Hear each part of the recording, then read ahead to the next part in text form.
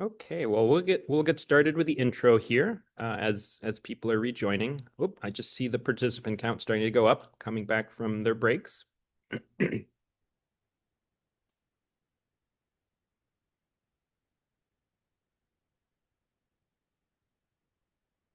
So just a little bit about Archimedes before we get into our grand round session.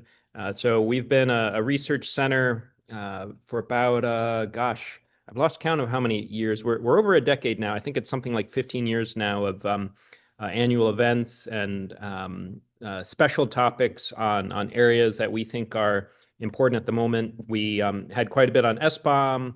Today we're going to have quite a bit on neural devices and international matters. And in a moment, we'll get into our grand rounds on the ARPA-H program, the upgrade program. So let me just skip ahead to some of the seminar details. Just like with earlier parts of today, if the participants would like to ask a question, use the QA feature and get into our queue. So we are not using the chat button for that. And so this will be the Archimedes Medical Device Security Grand Rounds. It happens on it's a tongue twister. Third Thursdays at 3 p.m. ET, or our lovely acronym 3T3ET, just to roll off the tongue. Okay, and I didn't pay for that laughter, but yeah. So today we're pleased to be introducing in a moment Andrew Carney of ARPA-H on the ARPA-H upgrade program. And then next month, our next session is going to be with our guest Oleg from Illumina. Think DNA sequencing machines, along with Axel Worth from MedCrypt. And that's next month's session will be on the human side of how to build up a cybersecurity team for medical device security when you're building something out from scratch at a medical device manufacturer. If you want to be on the distribution list to know when we're offering these, well, just show up on third Thursdays. Or you can email archimedes@northeastern.edu to get on our list, or you can whittle your way through the secure-medicine.org website to sign up. But either of those two ways, if you'd like to be notified of our upcoming grand rounds once a month. And I'll say one more time, 3T3ET. Okay.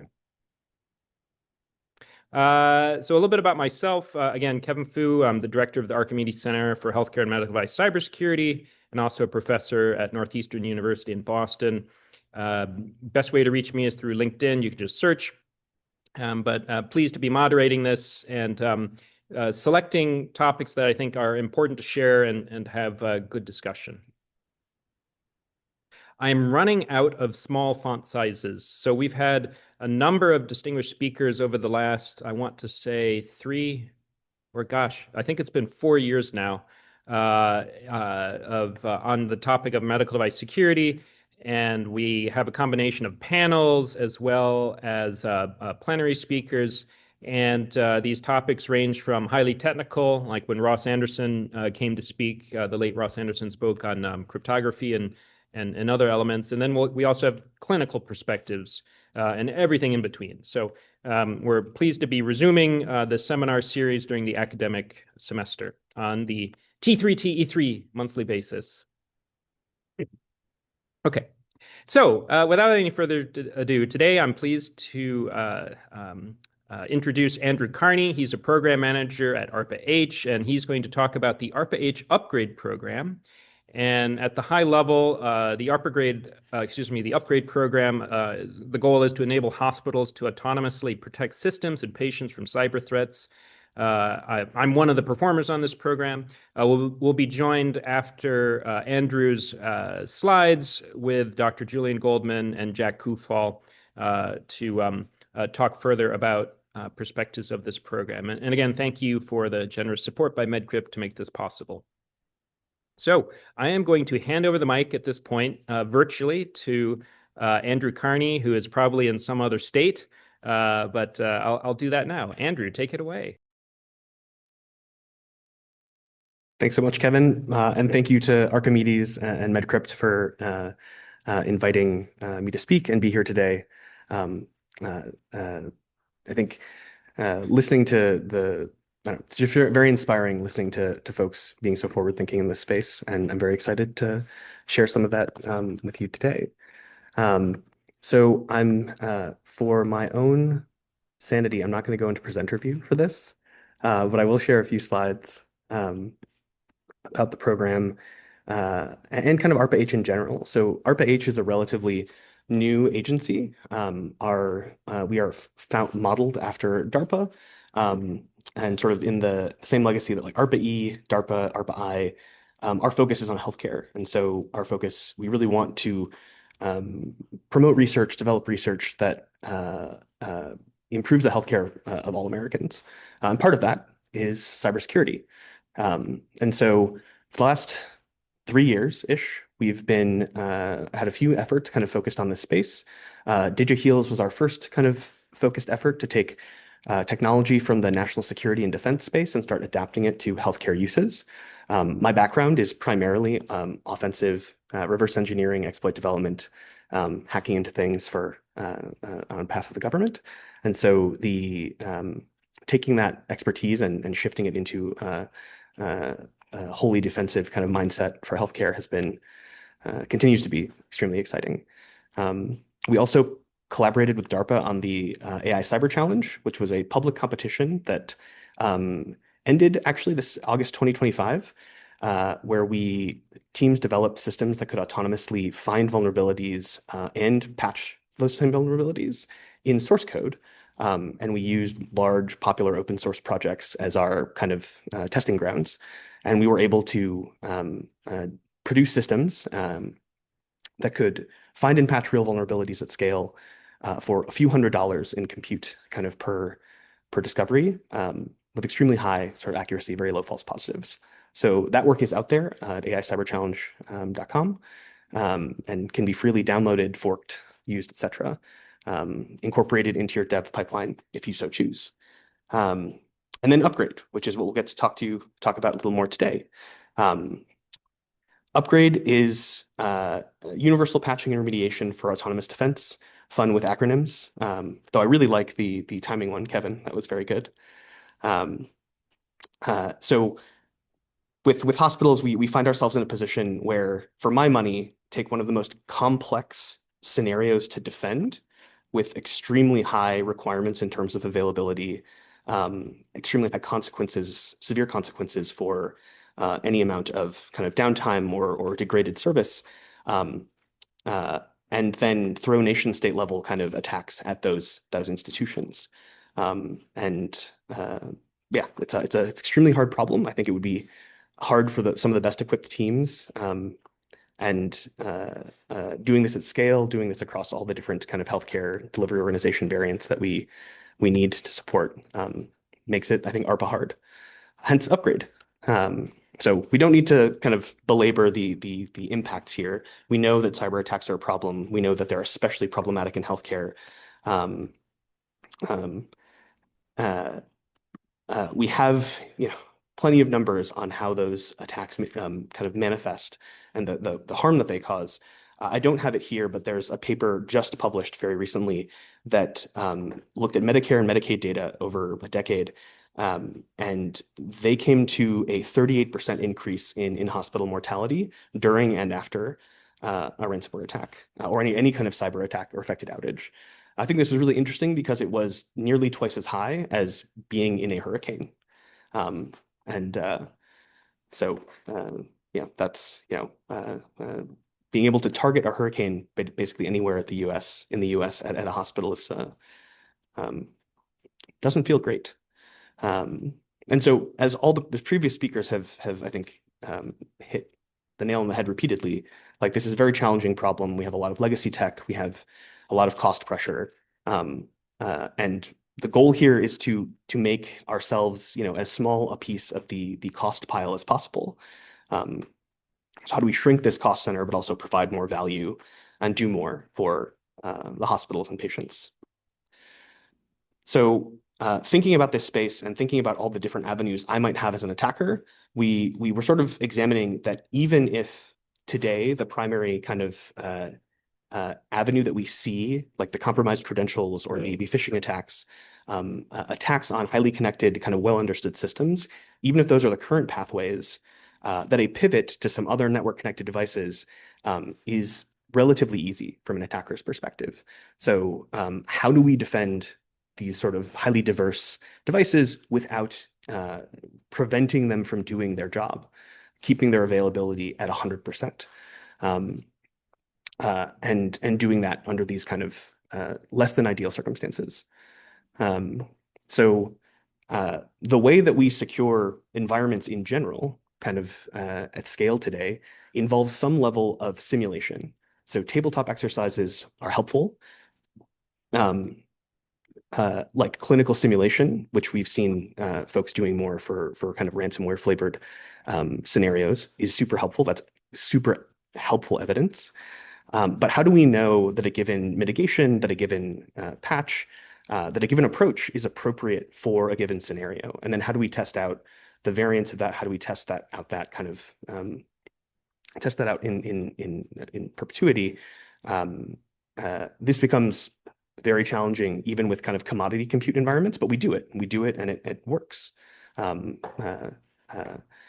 could we do this for hospitals? Could we actually create the technologies we would need to be able to take a specific hospital and create a digital twin of the entire facility?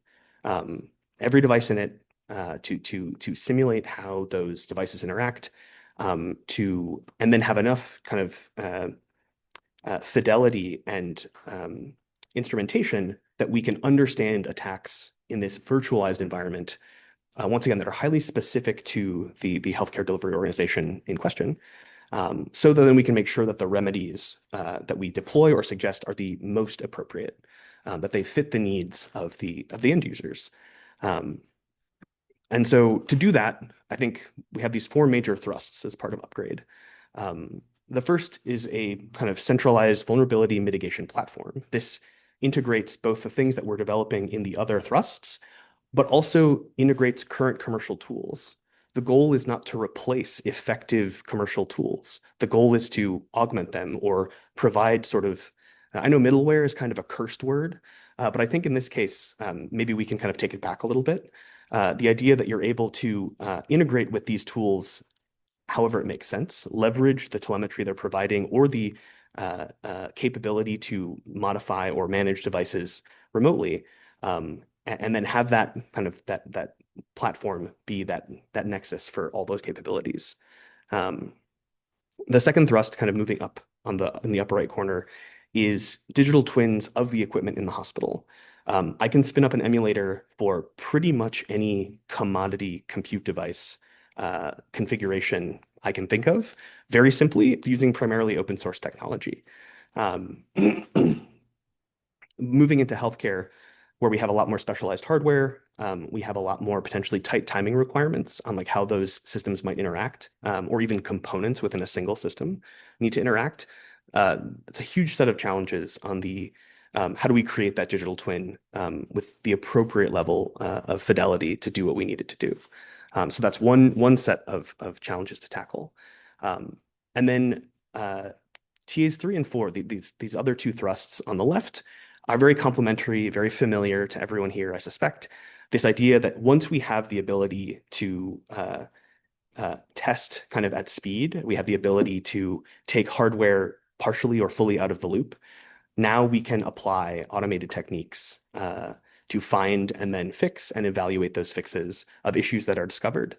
This could be a misconfiguration. This could be a latent defect in the software that would need to be reported and potentially become a CVE.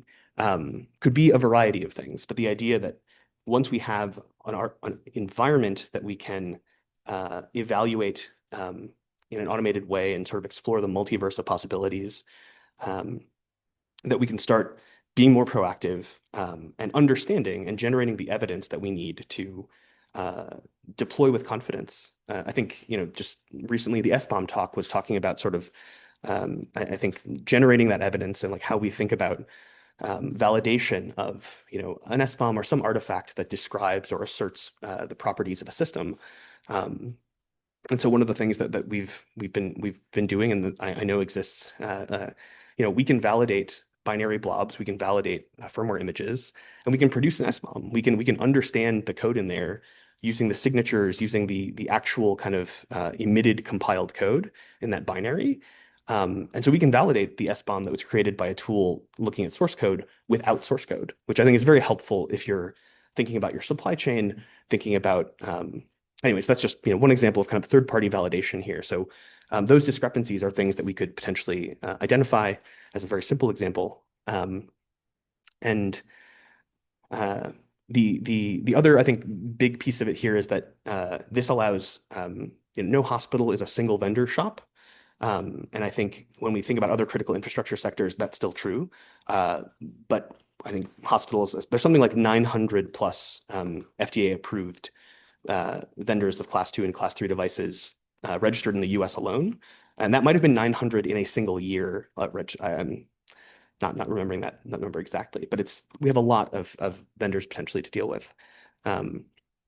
So to simulate this kind of at scale, we need a platform that works for lots of different vendors, which means if you're a small medical device manufacturer, we can't necessarily expect you to bring that emulator, that simulator to the table on your own. We need to provide you the tools to help you build that. And so that's a big part of TA2. The second thrust, like help people create digital twins, because it's immediately helpful for cybersecurity. This becomes long-term helpful for just technology development in general. Whether we're thinking about kind of agentic futures or deploying rules-based systems in complex environments, having that simulation, having that ability to test before going to production is vital. So we're looking to bring that to kind of healthcare in a big way. And I think that's all my intro. Super excited to get to chatting with folks or kind of switching the panel. Okay. I'm going to fly all the way over here to where Andrew works. And let's see if we get your speaker working as well. Oh, are you off audio? Yeah, my speaker's off. All right. Oh, camera's on. Oh, no, it's not? Camera's not on? Kevin's personal. He's on Oh. Oh, okay. And I'm back. And light speed travel here. High speed. Yeah, so I'd like to introduce our two other panelists at this point. Jack Kufahl is joining us from Michigan Medicine, where he is the Chief Information Security Officer at Michigan Medicine, a small little healthcare organization with several thousand beds, multiple children's hospitals, I believe, and the battle scars to prove it on post-market cybersecurity matters, shall we say. We're also pleased to be joined by Julian Goldman. Dr. Goldman is an anesthesiologist at Mass General, and both Jack and Julian are really important team members on the Patch project, which is part of the upgrade program. And so in this discussion, I think our team can talk more about what we're doing on TA1. But I think this will be a way to bring in both clinical perspectives from Dr. Goldman and then operational, actually running, keeping a hospital. Hey, Jack, how is uptime in your hierarchy of needs? Is that pretty low? It's either the most important thing or a good reason to find a new job, right? Okay. But I would thought we could just start off with a little bit of introductions from Jack and Julian about your backgrounds, and then we can engage in panel discussions. So, Jack, if you don't mind saying a little bit about your background and a little bit about Michigan Medicine and what you hope to see from either Patch or Upgrade. Sure. Thank you for having me and allowing me this audience. I'm really excited about the Patch program and what we're doing with the ARPA-H upgrade opportunity. Michigan Medicine is the academic medical center component of the University of Michigan, based in Ann Arbor. But on the health system side, we have been working on essentially a merger and acquisition strategy. So the clinical program now includes about 11 hospitals spread out throughout the state, with the flagship hospitals being in near Grand Rapids, Ann Arbor, and Lansing. But what that means is we're in this state of growth where the core familial, historical, smaller, easier to protect health system that was the academic medical center is now this larger system of systems. So rural community clinics, smaller hospitals in bedroom communities or more rural communities in Michigan. So when we talk about availability, when we talk about uptime, when we talk about durability and sustainability, it's not just the be all end all of the University of Michigan in Ann Arbor, but it's really this idea that we are a healthcare system serving an increased number of patients and families spread out over dozens and dozens of counties and not just a handful in Southeast Michigan. And programs like this help keep perspective. They allow the input from a boots on the ground operational point of view and allows a lens into operational complexity that is not often documented, but is certainly felt by anybody inside the healthcare community. Oh, sorry. Thanks, Jack. And Julian, I know you're really busy in that OR right now because that's not a background.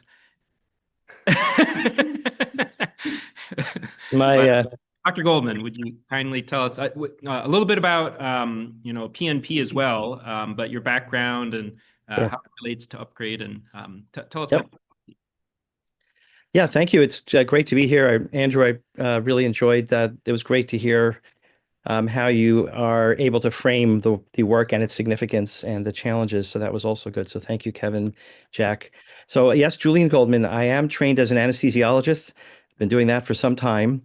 And, anesthesiology is very much about planning and risk management. And there really is no one anesthesia plan. There's an initial, there's a second, and there's at least a third. And that applies to everything, including whether equipment will fail. And they may fail because someone, a family member, like the father of the baby, passed out and tripped and, fell and took out some of the equipment that's in use, which happens, to biomedical engineering issues, including security, cybersecurity, and a whole host of other things. So it's very much about risk management in real time and high acuity environments. So that's been my clinical training. I did spend some of my career working full time in the medical device industry for some time and a stint with the FDA. So a lot of my work is about risk management and frameworks. The operational side has been as the medical director of biomed for the Mass General Brigham Health System for some time, dealing with as a medical director, it's the clinical impact or risk management or thinking about safety implications for equipment procurement updates and a lot of these systems. So everyone knows, especially in large systems, it takes it's a true statement. It does take a village. It takes a lot of different stakeholders and experts working together to protect and respond. And hopefully not have to respond, hopefully to protect and plan. That's really most of it. And that's the alignment with the kind of the anesthesia thinking about risk management and safety. We started our research program on medical device interoperability and cybersecurity some time ago. And of course, a number of us here have intersected in that for a long time. Our lab in Cambridge is a non-clinical or preclinical test bed for working on things like this, whether it's physical devices, the ability to configure things as we wish to test them without risking patients, the use of devices that are not necessarily or no longer FDA cleared because they've been modified for things like this. So that gives us a test bed, a non-clinical or preclinical test bed, which is great for the kind of collaborative work we're doing as a community. So thrilled to be part of this. It's very exciting work. And the best thing is I get to learn something every day from my collaborators and colleagues. Today's been a great example of that. Yeah, thanks for the introduction. So I also wanted to say we have a number of people participating remotely. Any of the participants are welcome to use the Q&A function if you want to put in a question, whether it be about ARPA-H in general or the upgrade program or patching, or it's rare to have this opportunity for a clinician and an HDO in the trenches person. So great opportunity to ask questions. I also want to point out that we have a number of students joining on the line. These are some of the future leaders. These are, very motivated persons doing career building and just being a sponge about medical device security. I think there's an opportunity to share any thoughts that would be of interest to someone who maybe has taken some cybersecurity courses and has not yet been exposed to the clinical environment.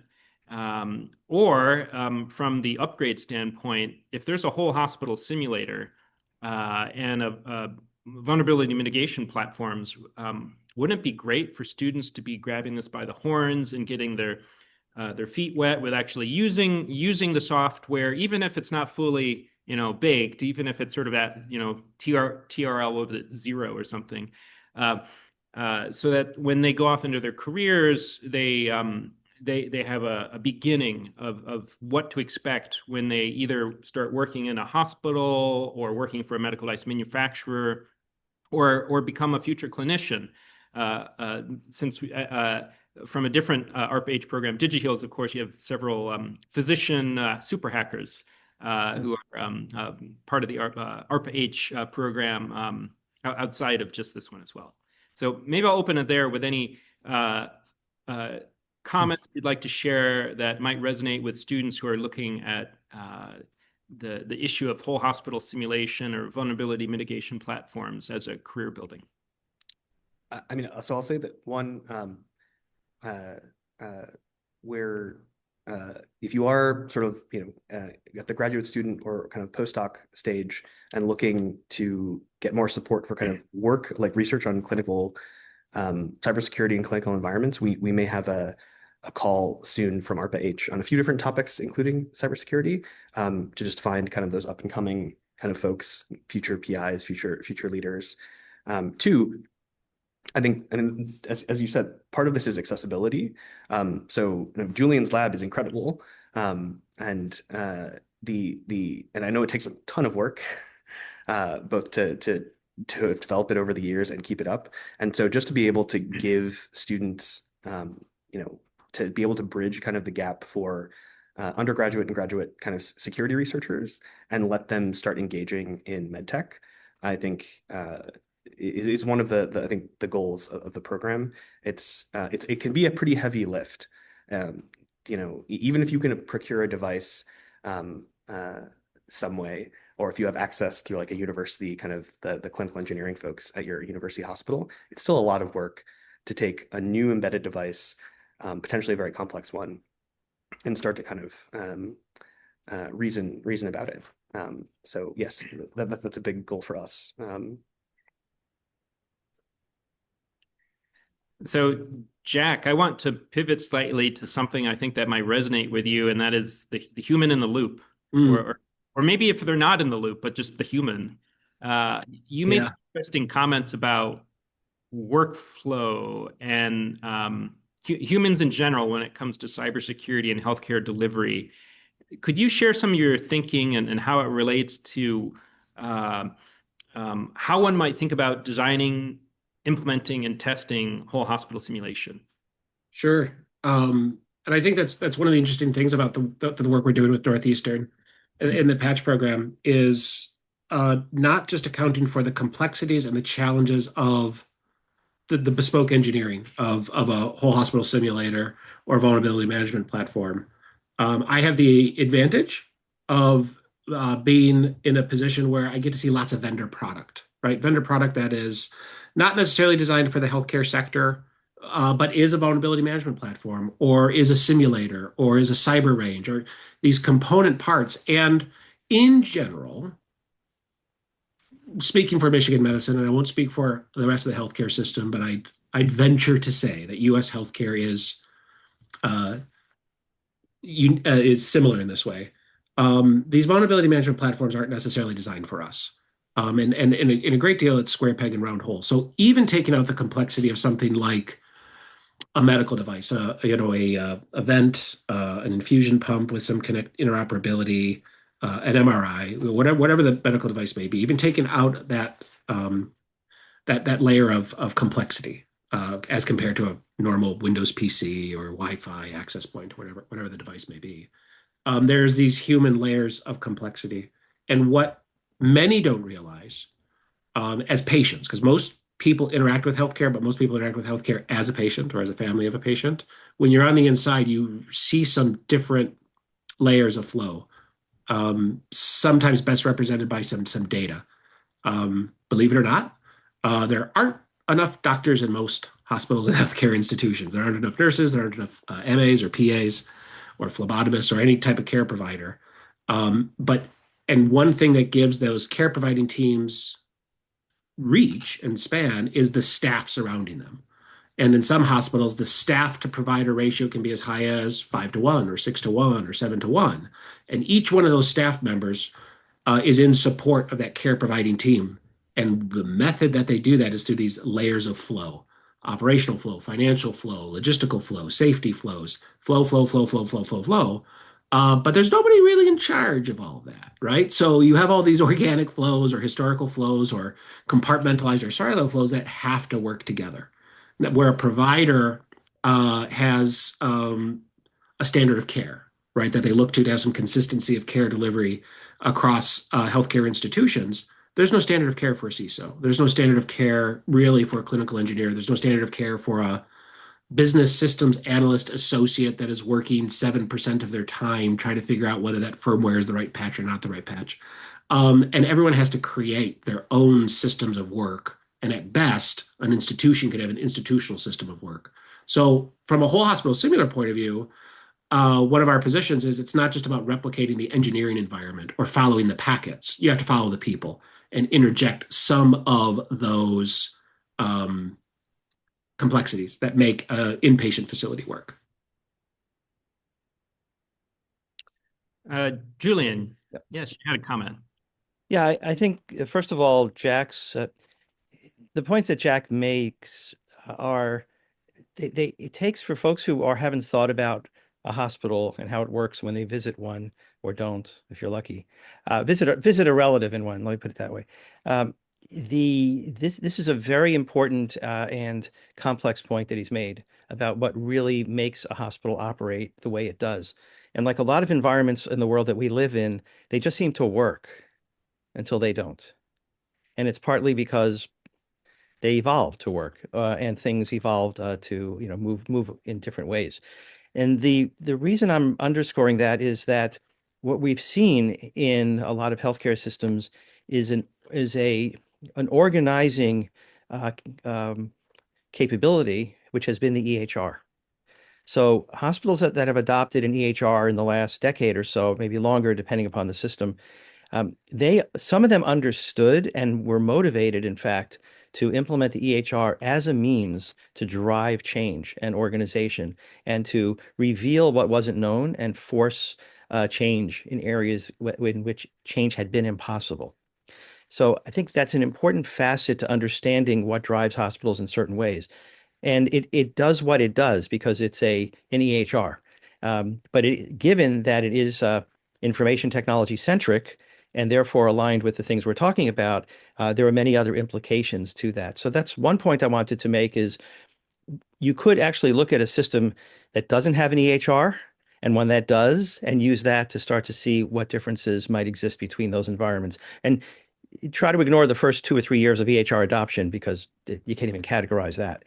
So that's one point. And the second is, as everyone thinks about security, cybersecurity in a hospital, and you really need to think about the roles that people play from an operational kind of functional perspective to leadership management perspective in a hospital.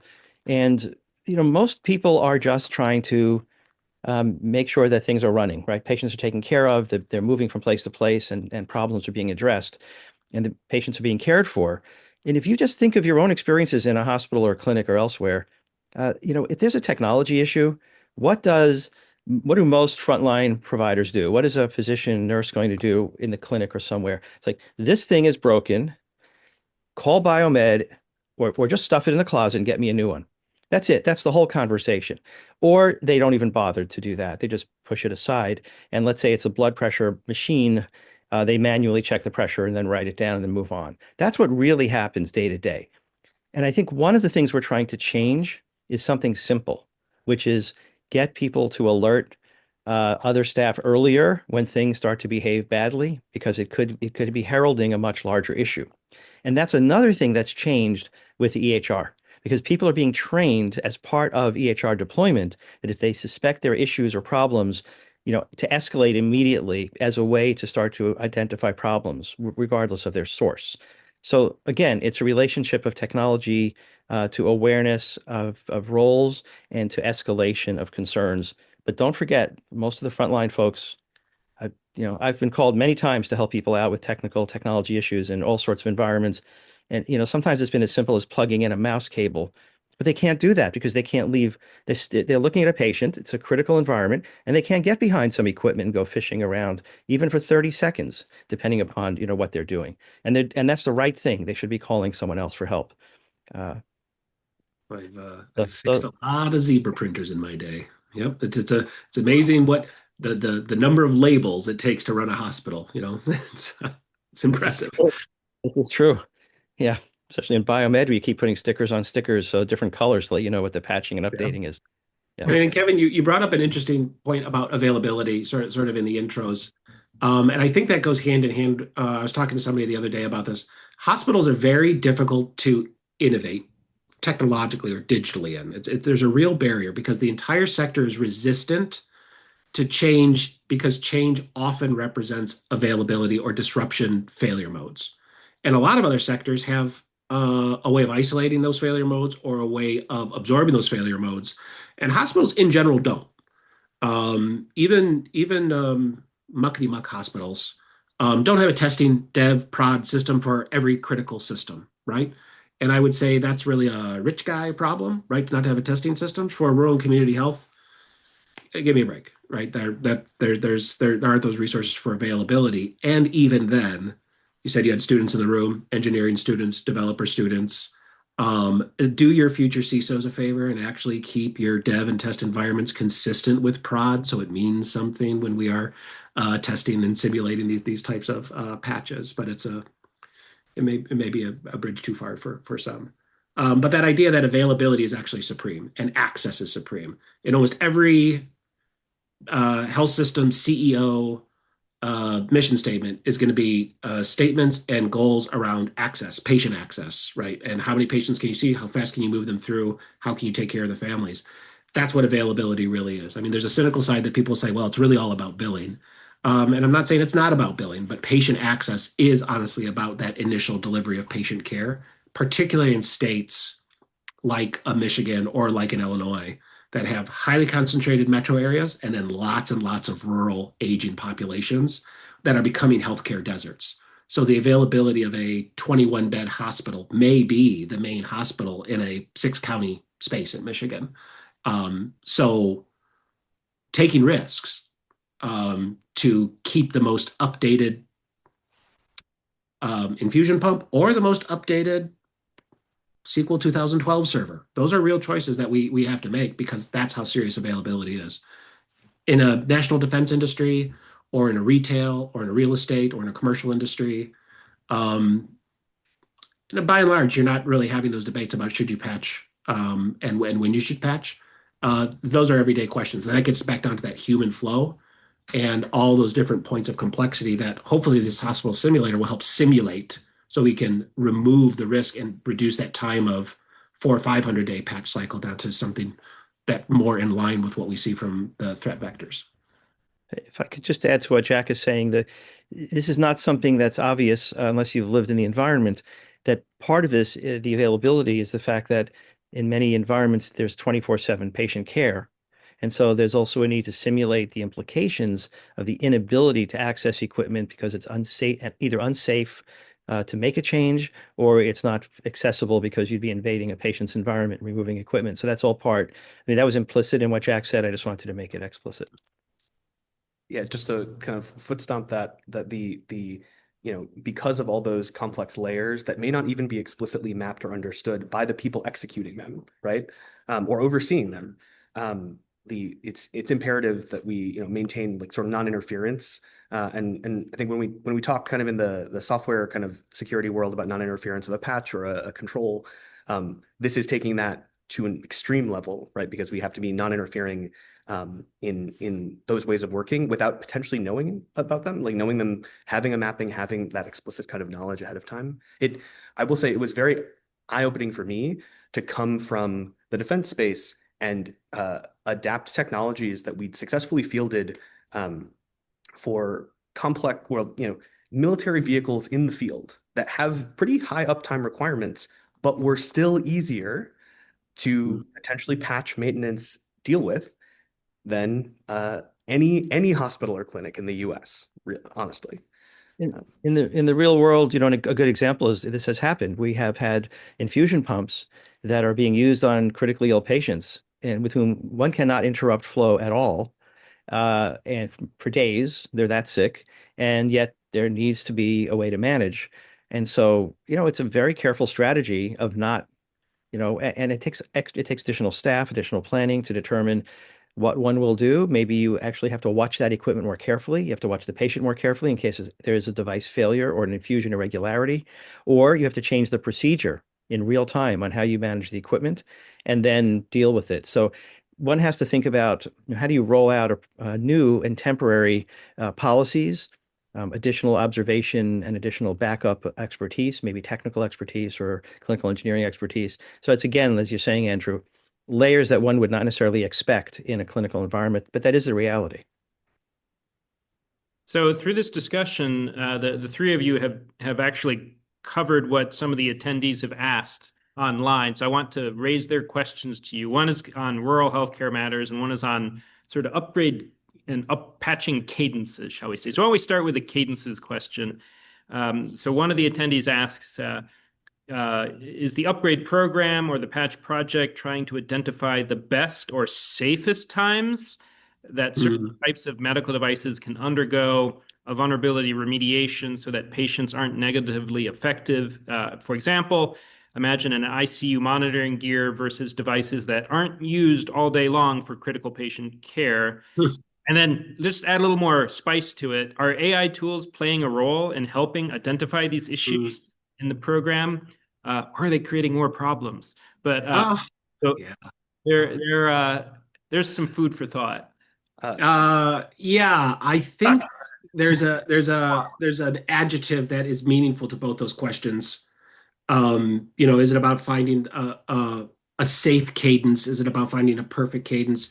Where does AI play into this? Or really switch in AI for any emerging technology. AI is very popular right now, right? Kind of like in the early 2000s, everybody was putting all the chefs in Ann Arbor were putting a different kind of foam on your food. As the foams are in, everyone needs a foam, right? It's a very popular thing, and AI will go the way of the culinary foam at some point. We'll just call it something else. But I think the adjective that's more important is confidence, right? When we talk about all these layers where humans are in the loop right now that we referred to in the last bank of questions, it's not because hospitals love bureaucracy. It's not because hospitals love having a 5-to-1 staffing ratio to providers. It's a system of confidence. And right now, the sector is more confident in layers of error proofing through humans trained in the context of that individual environment and the greater sector. But it's the proven system of confidence, so it is defensible. So where there are errors, where there is mortality or morbidity events, we can think about that in a defensible process improvement sort of way. So new becomes the enemy. There isn't a optimal way to patch an MRI or an ultrasound or a glucometer the same way. You have to understand the patient flow of these things, which is not just around the device, it's the facility, it's the skill set users, the patient population. So you have all these different variables. So the best time to patch a ultrasound or a cath lab type machine is going to be different. It's different in my adult hospital than it is my kid's hospital, right? That's how nuanced it can be. Now they're close, right? So you can get some standards, but that isn't necessarily transferable to a cath lab at Beth Israel or something like that. And to AI, I think it's about confidence. AI, once it's a system of confidence and it has integrity, it will be adopted quickly. I just don't think it's there right now. And in that equation is, what's the risk? Is it a high risk to the organization? Is it a risk to the patient?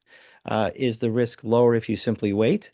All that factors in to the that complex equation that I think that Jack's referring to. So we're going to do if you don't mind, a little segue. Ken Hoyme is on the line, and he's going to chime in for a moment. He has an Archimedes Lifetime Achievement Award. He actually has a plaque which gives him permanent panel access. So I'm going to ask Ken to ask his question. Oh, and here he goes. Yeah, thanks. It's just, yeah, it's For your Archimedes award. So, are you able to hear me? Are my yes. audio coming through? Okay.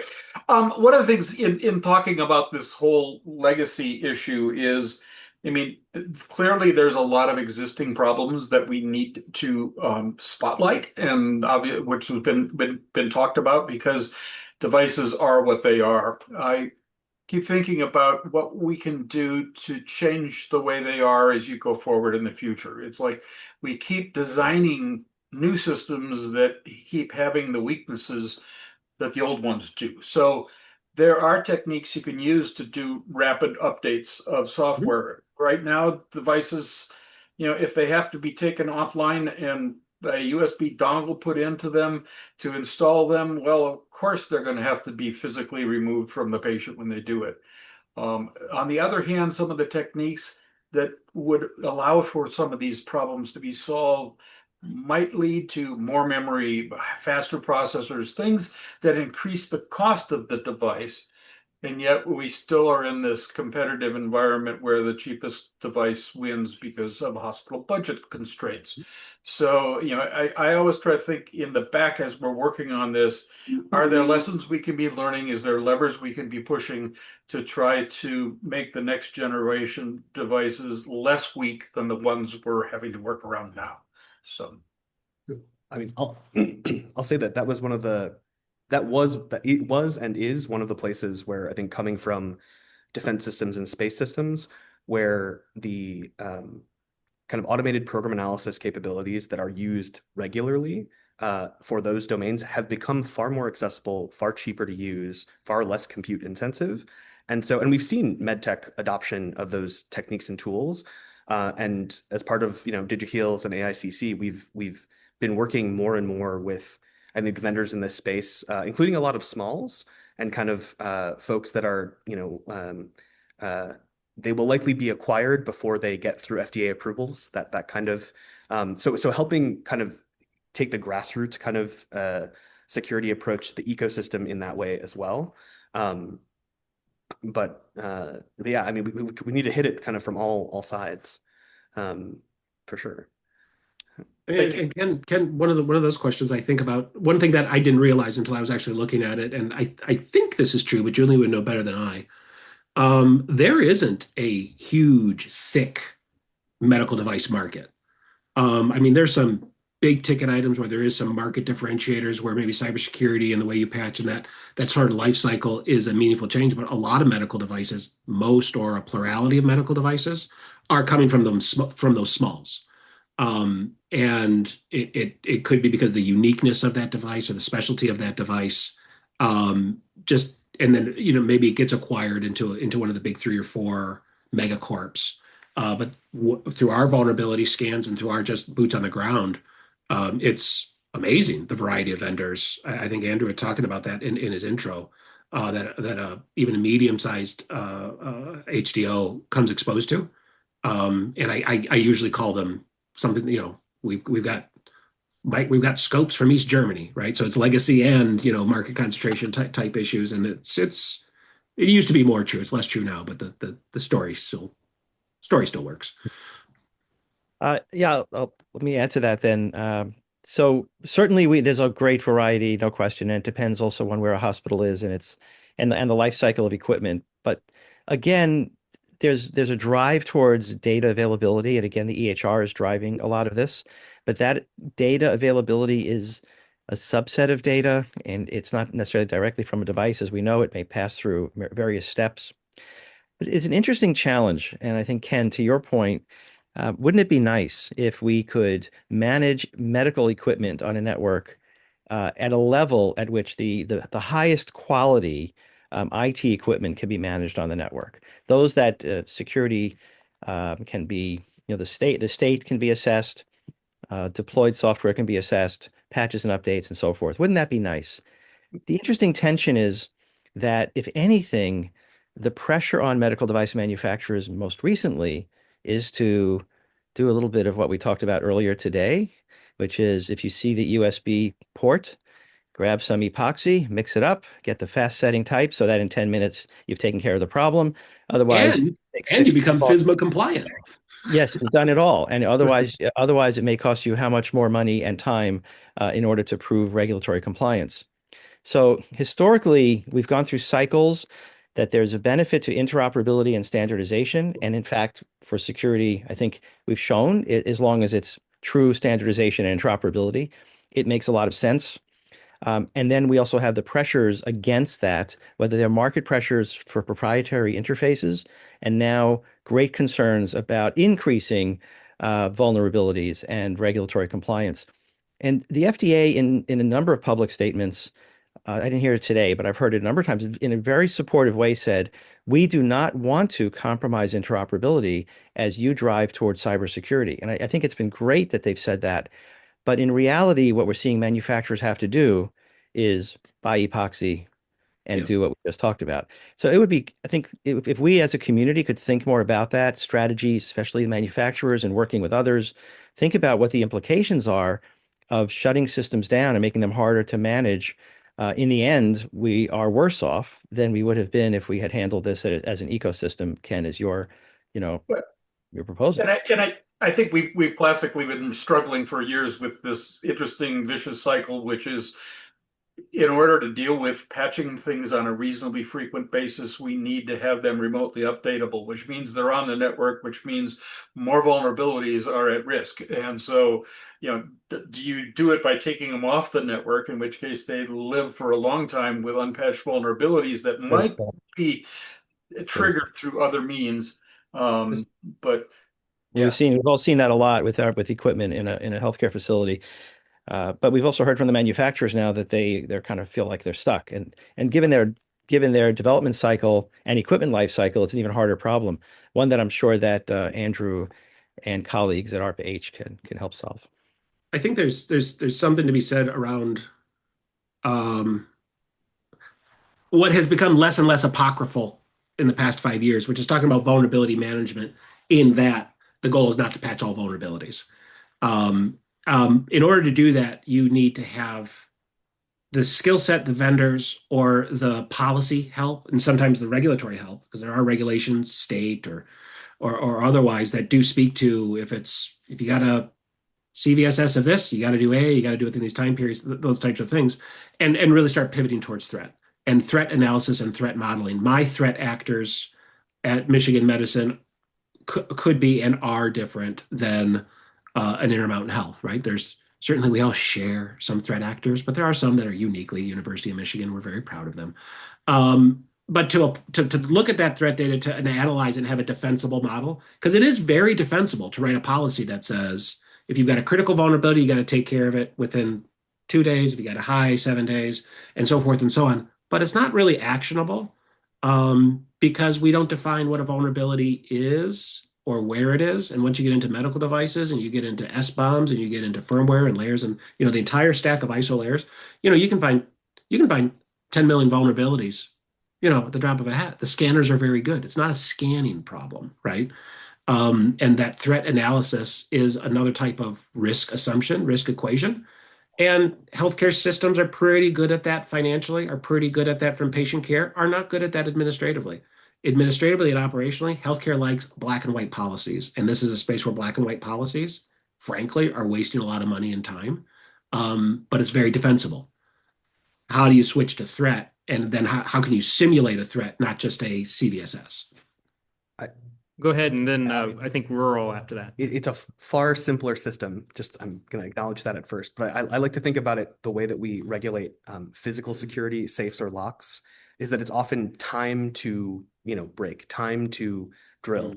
And so it's a variable measure that you can set your threshold wherever you want based on your needs, but that there are there's a lot of implicit, I think, as a compound metric that kind of wraps up a lot of the potential needs of a safe purchaser. That's handy, and we just I haven't seen those KPIs, I haven't seen those metrics. They probably don't exist the same way we would need them to in cyber, but we'd probably be a little afraid to write them down. So we need a really brave health system to start. If there was any question that this problem is ARPA hard, I think it's pretty obvious.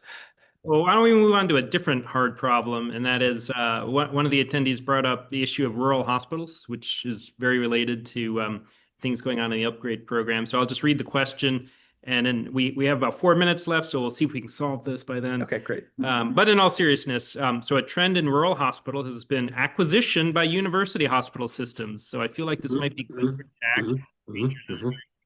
But this has increased the number of mobile and intermittent systems like MRI in a truck showing up once a week and rapid movement to devices into and out of hospitals. Don't forget physicians going into and out of different hospitals and different healthcare systems.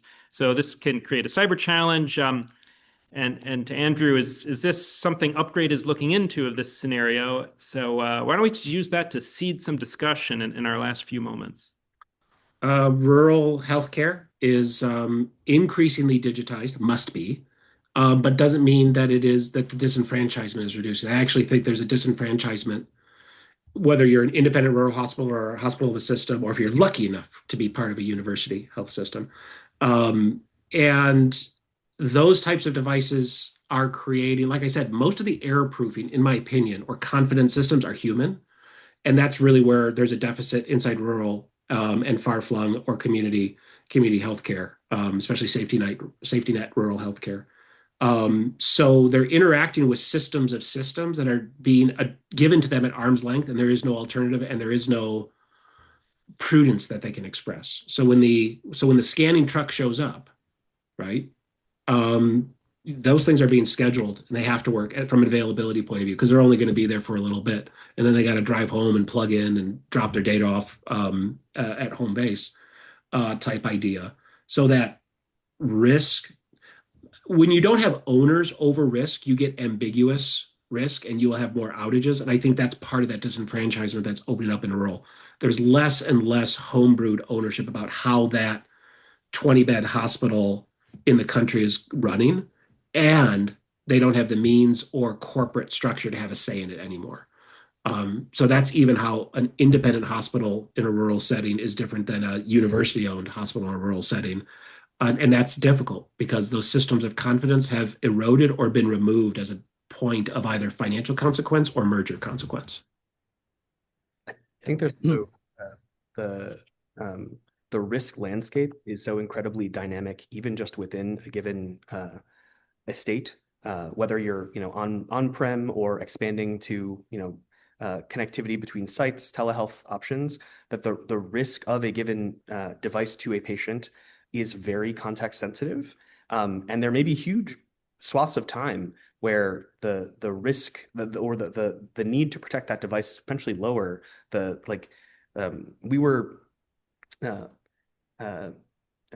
Just the potential application of sort of dynamic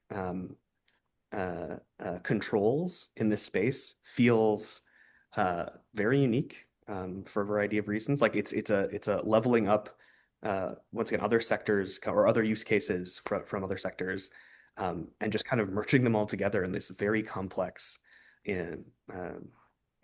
space. But I would add also that, again, think about the different the Venn diagram of management of equipment. So there's biomedical equipment management requirements. There are compliance issues. So you have to have someone who's maintaining the equipment, which might be under contract from the hospital. So bringing equipment in and out of a hospital is complex. And I know you right away cast aspersions on physicians who just walk around with equipment on their pockets, and I just don't think that happens. I don't appreciate that right away. Oh, we're well aware of the anesthesiology psychopathy. Yes. I don't have any infusion pumps on me, but you have biomedical equipment management, and then that IT component, which might be EHR, and then of course laboratories, which are widely distributed and so on. And there's still some using fax machines. So it is complicated, but that convergence is happening to some extent, or will happen, because there's no alternative. Yeah, so quite dynamic. And this is our secret. This isn't being recorded, right, Kevin? Right. Never. Go ahead. The Northeastern and collaborators team and the other upgrade performers to providing the necessary information, both contextually and kind of at the right level of those different entities, is a big part of upgrade, because decision makers in different spheres need different information, and that information is not static. That information is the sources are constantly changing. The conclusions will be very context dependent, and so that's a big part of upgrade too. So I want to pivot to the last topic in the -1 minute, and that's Mike points out a different small presence. So small medical device manufacturers, Mike explains, looking at 510(k) submissions over the last 10 years, about 60% or more than 60% of those submissions came from companies who had submitted 2 or fewer 510(k)s ever. So 510(k), of course, is how you get clearance to sell in the United States for most medical devices. So sort of the point here is like, well, wait a minute. Can we move the needle on security posture unless we help the small vendors? And so the small vendors are not going to have the same capabilities of your typical Archimedes institutional member, $10 billion medical device implant company. What can be done there for the smaller vendors? In previous meetings, and this is getting a little far away from upgrade, but we've talked about almost creating like a help fund for like poverty level cybersecurity to help those who they get their investors and they're like, well, we don't have enough money. We got to choose engineering or clinical trial. Okay, clinical trial. Maybe we'll end with this hard nut to crack on small medical device manufacturers. So I've got two. So one, we're, the tools that we've been developing under DigiHeals, under AICC, many of them are open source. And if they're not open source, they're very affordably licensable, but we've been focused on ways of working that are very kind of turnkey. So the AICC systems for evaluating source code repositories, you can literally drop in an archive or point it at a Git repo, and all you have to do is pay for compute at that point. That we even have, there's automation to set up the infrastructure that would be needed to run it on a given kind of piece of software. And so we're trying to kind of develop systems that do have a very low lift to adopt. And at ARPA-H, we are also open to working with smalls on that, but to scale that, we really need the tools to be both accessible and useful, cheap, easy to operate. And then also even just letting people know about them. I think something that was interesting talking with both regulators, both in the States and abroad, and then talking with large MDMs is the amount, like there's an awareness of the amount of technical debt that's taken on during the acquisition process. And it's not everyone knows it's there. And so I think, like I said, ARPA-H is super, we've been hitting it from multiple angles. But I definitely think, programs like MDDT, programs like out of the FDA, like ways for the FDA to basically point to tools and say, like, here are things that can be helpful, even if they're not required to be used, is something that we continue to talk about. There's a I don't know about scale, but coming from a university environment, and all things being equal, universities in general have the same mission: in service to their state, in service to their community, type idea.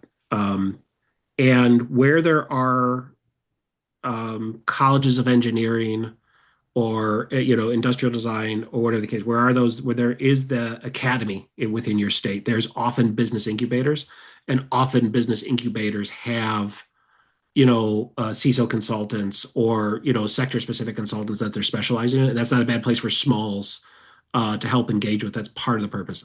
Don't know about scale, but there's some availability there that I've seen. For example, in the Big Ten sort of arrangement, it isn't a typical place that a small business may go and look. But that's I think to get the scales to fall from a small MDM's my eyes, it helps to see what it takes to get through the FDA or what it takes to see post-market, which is the space that I play in. Okay. Well, with that, I'm going to bring this session to a close. So thank you, Andrew, for joining us and for telling us about the upgrade program. Let me just put up this reminder slide on 3T3ET. Next month, on March 19, we'll have Oleg from Illumina, DNA sequencing, to talk about building a cybersecurity team for medical device security. And we're going to take a break at this point and come back in 15 after the hour. So that'll be 4:15 Eastern, 1:15 Pacific. So thank you all again for participating in the panel, Thank you. for the great questions from our audience. Thank you.